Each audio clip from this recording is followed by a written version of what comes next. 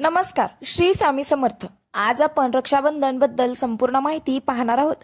यावर्षी रक्षाबंधनला अशुभद्रा असल्यामुळे कोणत्या मुहूर्तावर रक्षाबंधन साजरे करावे, त्याचबरोबर रक्षाबंधन बद्दलची काही पौराणिक कथाही आपण आज या व्हिडिओमध्ये पाहणार आहोत। त्यासाठी व्हिडिओ शेवटपर्यंत नक्की पहा व आवडल्यास व्हिडिओला लाईक करा आणि आपल्या मैत्रिणींमध्येही शेअर करा। आपल्या चॅनलला सबस्क्राईब करायला विसरू नका। बहीण भावाच्या पवित्र नात्याच्या या सणावर यंदा अशुभद्रा आणि पंचकची सावली असणार आहे, त्यामुळे राखी बांधण्याचा शुभ मुहूर्त पाहून घेऊया।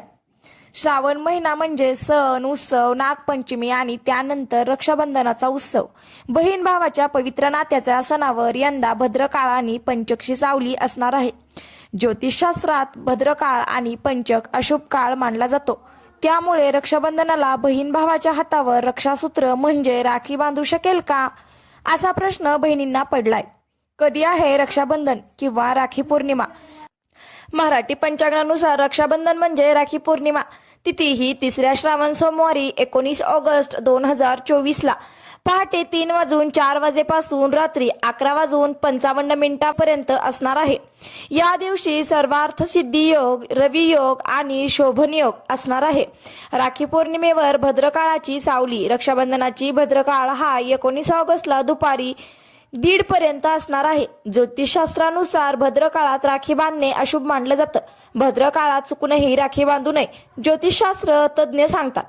पंचकाची होणार सुरुवात 3ऱ्या श्रावण सोमवारी म्हणजेच राखी पौर्णिमेच्या दिवसापासून 5 दिवस पंचक असणार आहे। हिंदू धर्मात पंचक काळ हा अशुभ मानला जातो। या काळात शुभ कार्य केले जात नाहीत। याशिवाय रक्षाबंधनाच्या दिवशी सायंकाळी 7 वाजल्यापासून पंचक सुरू होत आहे। पण तुम्हाला जाणून आनंद वाटेल की यंदाचा पंचक हे राजपंचक असल्याने ते शुभ मानले जाते, यामुळे रक्षाबंधन सणावर त्याचा परिणाम होणार नाही। रक्षाबंधनाला राखी बांधता येणार का?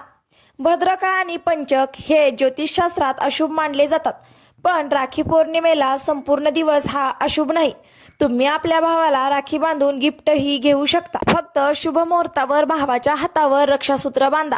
रक्षाबंधनाला राखी बांधण्यासाठी शुभ मुहूर्त दुपारी 1:30 ते रात्री 9:08 पर्यंत असणार आहे। 7 तास 38 मिनिटांच्या या वेळेत राखी बांधणे शुभ मानले जाणार आहे। रक्षाबंधनाचे महत्त्व। रक्षाबंधन हे भावंडातील संरक्षणात्मक बंधनाचे प्रतीक आहे। बहीण त्याच्या भावाच्या मनगटाभोवती राखी बांधतात, पवित्र धागा, प्रेम आणि संरक्षणाचे चिन्ह म्हणून। त्या बदल्यात भाऊ त्यांच्या बहिणीचे रक्षण करण्याचे वचन देतात आणि अनेकदा भेटवस्तू किंवा पैसे देतात। हा सण कौटुंबिक संबंध मजबूत करतो आणि एकजुटीची आणि बांधिलकीची भावना साजरी करतो। अशाच एका कथेत इंद्राची पत्नी साची हिने बलाढ्य राक्षस राजा बळी विरुद्धच्या लढाईत इंद्राच्या मनगटाभोवती धागा बांधला होता।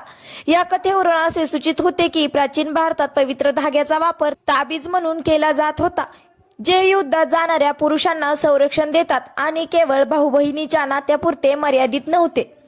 भागवत पुराण आणि विष्णू पुराणातील आणखी एक आख्यायिका सांगते की विष्णूने राजा बळीचा पराभव करून 3 जग जिंकल्यानंतर राजा बळीने विष्णूला त्याच्या महालात राहण्याची विनंती केली। विष्णूची पत्नी देवी लक्ष्मी ही व्यवस्था नाकारते आणि राजा बळीला राखी बांधते आणि त्याला तिचा भाऊ बनवते। या हावभावाने स्पर्श करून राजा बळीने तिची इच्छा पूर्ण केली आणि लक्ष्मीने विष्णूच्या घरी परतण्याची विनंती केली। दुसऱ्या कथेत गणेशाची बहीण देवी मानसा रक्षाबंधनाला त्याला भेटायला येते आणि त्याच्या मनगटावर राखी बांधते। हे गणेशाचे पुत्र शुभ आणि लाभ यांना प्रेरणा देते, ज्यांना रक्षाबंधन उत्सवात सहभागी होण्याची इच्छा असते परंतु त्यांना बहिणीशिवाय बाहेर पडल्यासारखे वाटते। ते गणेशाला बहीण देण्यास राजी करतात, ज्यामुळे संतोषी माची निर्मिती होते। तेव्हापासून तिन्ही भावंडे दरवर्षी एकत्र रक्षाबंधन साजरे करतात। कृष्ण आणि द्रौपदी त्यांच्या मजबूत मैत्रीसाठी ओळखले जातात। रक्षाबंधन दरम्यान एक महत्त्वपूर्ण क्षण सामायिक करतात। जेव्हा कृष्णाने युद्धात त्याच्या बोटाला दुखापत केली तेव्हा द्रौपदीने त्याच्या जखमेवर मलमपट्टी करण्यासाठी तिच्या साडीचा तुकडा फाडला। तिच्या प्रेमाच्या कृतीने प्रभावित होऊन कृष्ण तिच्या दयाळूपणाची परतफेड करण्याचे वचन देतो। नंतर कृष्ण एका गंभीर क्षणी द्रौपदीच्या मदतीला येऊन आपले वचन पूर्ण करतो। या व्यतिरिक्त महाकाव्य महाभारतात द्रौपदी महायुद्धात लढण्यासाठी निघण्यापूर्वी कृष्णाला राखी बांधते। त्याचप्रमाणे पांडवांची आई कुंती तिचा नातू अभिमन्यूला स्वतःच्या युद्धाला सुरुवात करण्यापूर्वी राखी बांधते। या कथा रक्षाबंधनाशी संबंधित समृद्ध सांस्कृतिक महत्त्व आणि वैविध्यपूर्ण कथांवर प्रकाश टाकतात, ज्यामध्ये जैविक नातेसंबंधाच्या पलीकडे असलेले प्रेम आणि संरक्षणाचे खोल बंध दिसून येतात. अशा प्रकारे आपण रक्षाबंधनाचे शुभ मुहूर्त व संपूर्ण माहिती पाहिलेली आहे. त्याचबरोबर काही पौराणिक कथाही आपण पाहिलेल्या आहेत. तुम्हाला यातली कोणती कथा माहीत होती का? कमेंट करून नक्की सांगा. आवडली असेल तर व्हिडिओला लाईक करा आणि आपल्या मित्रपरिवारातही शेअर करा.